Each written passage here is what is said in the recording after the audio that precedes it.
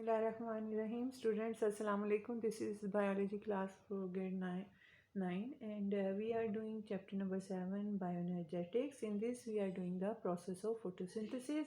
In previous lecture I have told you about in detail what is photosynthesis, what are the raw material for photosynthesis, water and carbon dioxide, and how they are reached to the leaf कि वो leaf तक जो है different आपको diagram के through मैंने बताया कि कैसे रूट हेयर्स हैं और रूट के through through vessel xylem tissue they reach to the leaf, पानी कैसे पहुंचता है लीफ तक और वहाँ से कार्बन डाइऑक्साइड स्ट्रोमेटा के थ्रू कैसे इनसाइड द लीफ आती है, वहाँ मेसोफिल सेल की इर्द गिर्द जो water present in the form of a thin layer वहाँ मौजूद होता है, वो कार्बन डाइऑक्साइड इस वाटर के साथ एब्जॉर्ब होती जाती है। तो ये फिर दोनों चीज़ें जाती हैं through the process of osmosis inside the cell chloroplast and where their process of photosynthesis starts.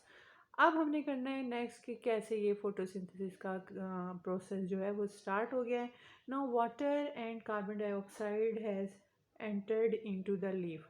और मैं आपको ये भी रिमाइंड करवा दूं कि मैंने आपको ये भी स्ट्रक्चर बताया था चैप्टर नंबर 4 के ऑर्गेनेल्स में, chloroplast where that is a double layer cell organelles और उसमें थाइलाकॉइड्स हैं that are placed one over the other like a stack of coins. जैसे कॉइन्स को एक दूसरे के ऊपर रख दें तो उसी तरह थाइलाकॉइड्स हैं जो जहाँ पे प्रोसेस होता है। और उसके अलावा स्ट्रोमा में भी होता है। स्ट्रोमा क्या है? ये जो लिक्विड होगा, ठीक है। अब दो प्रोसेस होते हैं फोटोसिंथेसिस, टू फेजेस में होती है। एक होते हैं लाइट रिएक्शन और दूसरा होता है डार्क रिएक्शन। अब लाइट रिएक्शन में क्या मेजर डिफरेंस लाइट का है, जो प्रेजेंस में होते हैं सनलाइट की उन्हें लाइट रिएक्शन कहते हैं और वो थाइलाकॉइड पे होते हैं। ये आपने याद रखना है, वो थाइलाकॉइड पे होते हैं। और थाइलाकॉइड क्या है? एक स्टैक है, उस पर मेंबर है एक दूसरे के ऊपर रखे हुए हैं कॉइन की तरह, और पूरा स्टैक जो है वो ग्रेनम कहलाता है। और dark reaction in the absence of light होते हैं वो स्ट्रोमा में होता है। स्ट्रोमा क्या है? क्लोरोप्लास्ट का वो फ्लूइड है जिसमें एक थाइलाकॉइड जो है लोकेट करते हैं। सो फर्स्ट फेज में क्या होता है कि जो during the first phase light energy is captured and is used to make high energy molecules of ATP and ADP. ATP adenosine triphosphate हमने ये पहले किया कि ये हाई एनर्जी मॉलिक्यूल्स हैं। और जो NAD है वो आप यहाँ साइड बॉक्स में भी उसका पूरा ये लिखा हुआ है, आप ये देख सकते हैं। Nicotine amide adenine nucleotide NAD is जो है इसे NAD को कहते हैं। और इसके साथ जब फॉस्फेट ग्रुप और हाइड्रोजन एटम जो है वो अटैच हो जाते हैं तो इलेक्ट्रॉन की फॉर्म में, तो ये NADPH बन जाता है। These reactions which are known as light reaction takes place on the thylakoid membrane of chloroplast. ये फर्स्ट फेज है। ड्यूरिंग सेकेंड फेज क्या होता है? This is second phase. Carbon dioxide is reduce to make glucose. अब carbon dioxide जो है वो glucose बनाती है, रिड्यूस होता है वो, क्योंकि अब लाइट प्रेजेंट नहीं है।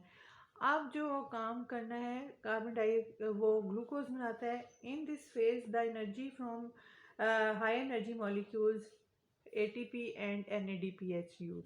और यहाँ पे अब कौन सी एनर्जी यूज हो रही है? ATP की और NADPH की, क्योंकि अब सनलाइट की एनर्जी जो है वो प्रेजेंट नहीं है और कार्बन डाइऑक्साइड ग्लूकोज बनाना है तो एनर्जी कहाँ से आएगी? ATP से और ADP से। Since these reaction do not use light directly, so these reaction are known as dark reaction. ठीक है। So there are two types of photosynthesis, या you can say phases दो हैं। दिन में जो होती है that is light reaction और जो रात में होगी वो dark reaction है। अब सनलाइट नहीं है तो कौन सी एनर्जी यूज होगी? Carbon dioxide is use to utilise to make glucose is reduce हो जाती है।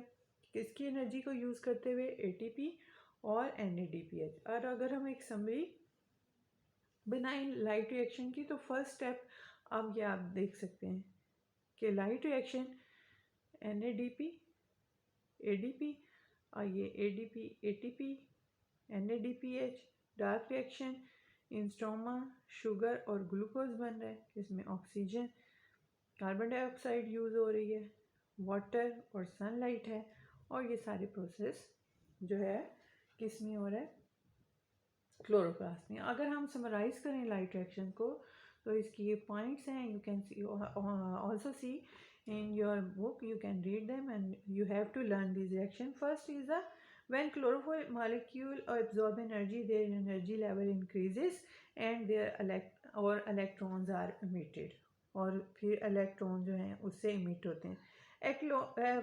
सेकेंड स्टेप में क्या है कि electrons are pass to electron transport chain to produce ATP, यहाँ से ये ATP प्रोड्यूस करते हैं इलेक्ट्रॉन। फिर जो लाइट है वो क्या करती है, वाटर मॉलिक्यूल, ये जो वाटर मॉलिक्यूल है इसको भी ब्रेक करती है, इसको फोटोलिसिस कहते हैं, the break down of water molecule. और उससे क्या होता है, ऑक्सीजन रिलीज होती है, ये that is use in the process of respiration. The hydrogen atom, अब एक तो हाइड्रोक्सिल बनता है आइन और दूसरा hydrogen atom of water give electron to chlorophyll and become आइन।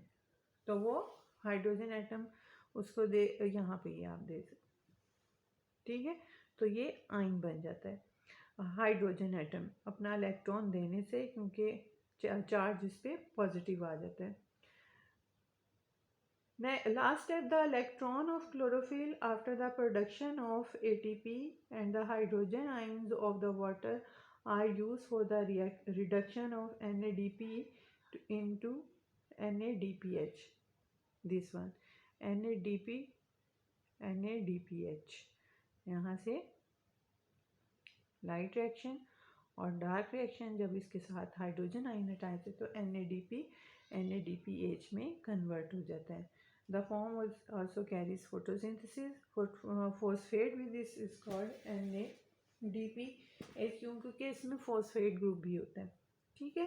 These are also nucleotide, two types of nucleotide. So you can also present this all light reaction in the form of Z scheme. इसको Z scheme भी कहते हैं